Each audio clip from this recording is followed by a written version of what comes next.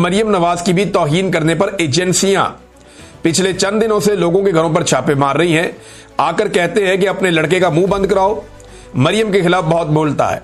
मेरा army chief से सवाल है कि क्या यह सब आपकी ईमा पर किया जा रहा है? क्या अब मरियम को भी आप वाला दर्जा हासिल हो गया है या आपके दर्जे में उसको हिस्सा मिल गया है? देखिए, ये जो हमारे दोस्त है ना सहाफी ज़ईम लगारी साहब, उन्हें जब गिरफ्तार किया गया तो उनके साथ कुछ और लोग भी गिरफ्तार हुए थे और मुझे आइडिया है कौन कौन हुआ था, मेरी उनसे बात भी हुई। वो सब लोगों को ये वहां पे आईएसआई वाले मारते थे और उन्हें कहते थे कि मरियम नवाज के खिलाफ नहीं बोलना, और वो बेचारे माफिया मांगते थे कि नहीं बोलेंगे, आज के बाद नहीं बोलेंगे, मरियम नवाज पे हम कोई तनकीद नहीं करेंगे। तो आईएसआई लोगों को फेंटी लगाती है और कहती है कि मरियम के खिलाफ आपने नहीं बोलना। ये हमने तारीख में पहली मरतबा देखा है और हम हैरान हो रहे हैं कि एक लेडी चीफ मिनिस्टर है पंजाब में, उसके लिए पाकिस्तान की इंटेलिजेंस एजेंसियां और मिलिट्री एस्टेब्लिशमेंट इतनी उतावली है कि वो ये देखते हैं कि जैसे आर्मी चीफ की तौहीन नहीं होनी चाहिए वैसे ही मरियम की भी तौहीन नहीं होनी चाहिए। यही नुक्ता भी इन्होंने उठाया है। और ज़ईम लगारी साहब को भी गिरफ्तार इसीलिए किया गया था कि उन्होंने कोई आर्मी चीफ के खिलाफ खबर नहीं दी थी या फौज के खिलाफ नहीं दी थी। उन्होंने जो खबर दी थी वो सही खबर थी और वो मरियम नवाज की एक मंसूबे में करप्शन के हवाले से दी थी या बद इंतजामी के हवाले से दी थी। बाद में वो साबित भी हो गया कि पहली बारिश के अंदर वो सारा रंग धुल गया, लेकिन ज़ईम लगारी साहब को उठा के 8 दिन निशाने इबरत बनाया गया और यह ऐसा ही ने किया था। इंतहाई अफसोसनाक हरकत है, घटिया हरकत है, ये नहीं होनी चाहिए और जो काम करने चाहिए वो कोई कर नहीं रहा इस मुल्क में। यानी जाहिद गशकोरी साहब बड़े अच्छे जर्नलिस्ट हैं, उन्होंने खबर दी है कि 90 अरब का चीनी स्कैंडल, 23 लाख टन चीनी 55 रुपए फी किलो आवाम को महंगी बेची गई है। 7 लाख टन चीनी बैरून मुल्क भेजी गई है। 5 लाख टन चीनी बाहर से वापस मंगवाने पर 83 रुपए फी किलो टैक्स ड्यूटी माफ कराई गई है। वजीर आजम को किस अफसर वजीर ने गुमराह किया? कौन जिम्मेदार है? तहकीकात ना कोई इंक्वायरी। आगे देखिए, सोचिए होता क्या है। यानी सादी बात यह है कि लुटो दोनों हाथों से। अवाम की जेब है ना, मारो डाका, कोई पूछने वाला नहीं है, कोई जवाब देने वाला नहीं है। आम आदमी को जो मर्जी आता है लूट कर चला जाता है, लोगों को कीड़े मकोड़े समझते हैं। इमरान खान के दौर में जो चीनी जब 80 रुपए किलो हुई तो इन्होंने रो रो के ये हलकान हो गए थे, इन्होंने तबाह बर्बाद कर दी थी हर चीज। आज 200 रुपए किलो और बाद औक़ात इससे ऊपर भी मिलती रही चीनी, लेकिन कोई बात ही नहीं करता। ना मीडिया माइक लेकर बाहर जाता है, ना कोई इंक्वायरी होती है, ना एजेंसियां बीच में पड़ती हैं, ना नैब बीच में पड़ता है, ना हुकूमत जागती है। हत्ता कि जो अपोजिशन है, पब्लिक अकाउंट कमेटी जो है वो अपोजिशन के पास है ना, तो अब तक चीनी स्कैंडल पे और आटे स्कैंडल पे जुनैद अकबर साहब ने क्या निकाला है? चीनी वाले मामले पे उन्होंने नोटिस जरूर लिया और ये नोटिस के ऊपर कार्रवाई होनी चाहिए, पता चले कि असल में मामला क्या है, इसका सबको इंतजार रहेगा। नाज़रीन, जबरान इलियास साहब जिनका ताल्लुक पाकिस्तान तहरीक इंसाफ सोशल मीडिया से है, वो हेड करते हैं सोशल मीडिया को, उन्होंने एक बड़ा टेक्निकल काम किया उनकी टीम ने। 9 मई तो आपको पता ना उड़ गया, सारा बयानिया ही उड़ गया। सारे गवाह या तो मुकर गए या हलफ से मुकर गए या भाग गए या झूठे साबित हो गए। 9 मई के पल्ले कख नहीं रहा, सब झूठ का पुलंदा साबित हो गया। लेकिन अदालतों में मामला घसीटा जा रहा है, बिला वजह ही घसीटा जा रहा है।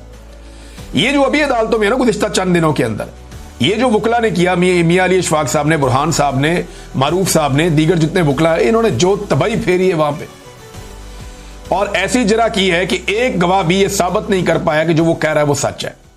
सारे ही उलट गए। तो अब जबरान इलियास साहब बताते हैं कि 9 मई एक फॉल्स फ्लैग था जिसकी आड़ में जालिमों का जितना गुस्सा था इमरान खान पर और अवाम पर, वो जुल्म और फस्तायत के जरिए निकाला गया। इस हफ्ते गवाहों के पीछे हटने के बाद सबको पता चल गया है कि ये एक फॉल्स फ्लैग था। अब ये एक गूगल ड्राइव इन्होंने तैयार की है टेक्निकल, और इसमें इन्होंने 9 में फॉल्स फ्लैग के सबूत जमा किए हैं। आप सब इसे डाउनलोड कर सकते हैं और इसको इस्तेमाल कर सकते हैं। उसका लिंक भी उन्होंने साथ दिया हुआ है, drive.google.com, drive_folder, सारा लिंक उन्होंने साथ दिया हुआ है।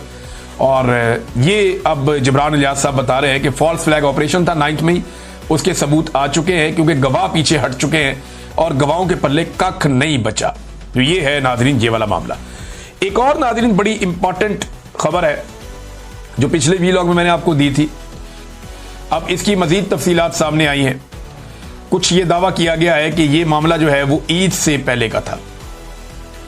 और इसमें एक मुलजिम गिरफ्तार हो चुका है, पहले यह बताया गया। और अब खबर आ रही है ARY पे कि मियां बीवी के कत्ल में मुलव्विस कबीले के सरदार समेत 11 मुलजिमान जो है वो गिरफ्तार हो गए। और ये सरफराज बुगटी ने दावा किया है, वजीर आला बलूचिस्तान ने। खुद तो बरतानिया में मौजूद है, लेकिन वो ये कहते हैं कि मियां बीवी के बेईमाना कत्ल में मुलव्विस 11 मुलजिमान को गिरफ्तार कर लिया गया है। गिरफ्तार शुदगान में सातकजई कबीले का सरबराह भी शामिल है, जो इस जुर्म के लिए मुबैना तौर पे रिस्पॉन्सिबल है। ये 11 लोग गिरफ्तार हो गए हैं, इनको कैफरे किरदार तक जरूर पहुंचाना चाहिए। इस औरत को ये कैसे लेकर आए, मर्दों का एक मजमा, गैरत के नाम के ऊपर सारे बेगैरत इकट्ठे थे और एक औरत को सामने ले जाकर खड़ा हो गया। ना वो गिड़गिड़ाई, ना इनके पैरों में गिरी, उसको पता था उसको मार देंगे। सामने जुर्रत के साथ खड़ी रही, ठीक है मारो गोलियां, तुम गोली चला सकते हो, उसने ये कहा। इन्होंने उसे गोलियां मारी और वो वहां पे मौके पे जाँ बहक हो गई। कितनी बड़ी ज्यादती है। एक कमजोर निहत्ती औरत को मिलके मार के ये कह रहे हैं जी हमने गैरत के नाम पे मार दिया। ये ज्यादती इन्होंने की है। और तर्जुमान बलूचिस्तान हुकूमत शाहिद रिंद ने बताया कि वीडियो में नजर आने वाले अफराद की शनाख्त के लिए डाटा नादरा भेजा गया है, जिसमें मुतल्लिका कबाइल और मुलव्वस अफराद की शनाख्त हो गई है, जिसे फिलहाल जाहिर नहीं कर रहे। ये बंदे हम बाकी सारे भी पकड़ लेंगे। ये जनाब इस केस के अंदर हुआ। एक और इंतहाई अफसोसनाक खबर है और वो गाजा से आ रही है। नाजरीन, गाजा में इस वक्त सूरत हाल ये है कि 84 लोग मजीद शहीद हुए हैं गुज़िश्ता 24 घंटों में। इसराइल रोजाना की बुनियाद पे 80 से 100 अफराद को शहीद कर देता है। ज्यादातर उन लोगों को शहीद करता है जो खुराक की तलाश में, पानी की तलाश में, दवाइयों की तलाश में है। और जहां पे लोग पनाह लिए हुए हैं वहां पे भी लोगों को शहीद करता है। जो इमदादी कारकुन है उन्हें भी शहीद किया जा रहा है। और गजा में इस वक्त जब मैं आपसे बात कर रहा हूं तो लेटेस्ट रिपोर्ट्स के मुताबिक शदीद तरीन गजाई किल्लत पैदा हो चुकी है। कुछ बच्चों के हवाले से भी उनकी शहादतों की इतला आ रही है कि वो जांबर नहीं हो पा रहे क्योंकि खुराक मौजूद नहीं है। छोटे बच्चे भी मर रहे हैं और यह बड़ी अफसोसनाक बात है। और हजारों जिंदगियां इस वक्त खतरे में हैं, लोग फाका कर रहे हैं। पूरी दुनिया को इंसानियत के नाते इस वक्त इसराइल पे दबाव डालना चाहिए कि जो खुराक और अद्वियात और जरूरियात जिंदगी की जो चीजें हैं वो भिजवाई जाए गजा के मकीनों के लिए और फौरी तौर पे मुस्तकिल एक जंगबंदी की जाए। डोनाल्ड ट्रंप ने यह दावा किया था कि यह जंगबंदी की जाएगी। नेतन्याहू डोनाल्ड ट्रंप से मिला, उसके बाद नेतन्याहू ने डोनाल्ड ट्रंप को खुश करने के लिए उनका नाम डाल दिया कि जनाब इन्हें अमन के नोबेल इनाम के लिए मैं नामजद करता हूं। यही काम आसिम मुनीर साहब ने भी किया था, यही काम नेतन्याहू ने भी किया, लेकिन नेतन्याहू ने जाकर जंगबंदी नहीं की और ना उस ऐलान के ऊपर अमल दरामद किया जो डोनाल्ड ट्रंप ने दावा किया था कि अब गजा में जंगबंदी हो जाएगी। इसी जंगबंदी के दावे के साथ डोनाल्ड ट्रंप ने इलेक्शन लड़ा था। दीगर भी कुछ दावे थे डोनाल्ड ट्रंप के, लेकिन पूरे नहीं हुए। बहरहाल ये एक इंतहाई अफसोसनाक सूरत हाल है गजा में। तमाम दुनिया के मुमालिक को इंसानियत के नाते आवाज उठानी चाहिए क्योंकि वहां पे इंसान